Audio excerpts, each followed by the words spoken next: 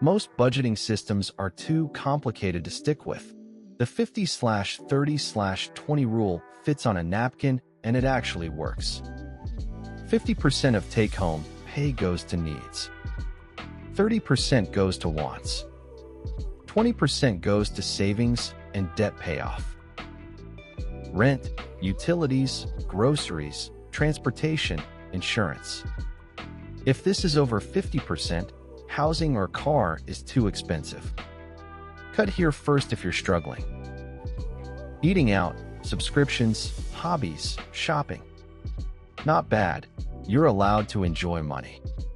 Just keep it under 30% of take-home. Emergency fund, retirement, extra debt payments. Pay yourself before discretionary spending.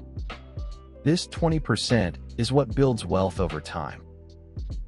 Take your monthly take-home pay. Multiply by 0.5, 0.3, 0.2 to get your 3 buckets. Compare to what you actually spend. Eye-opening.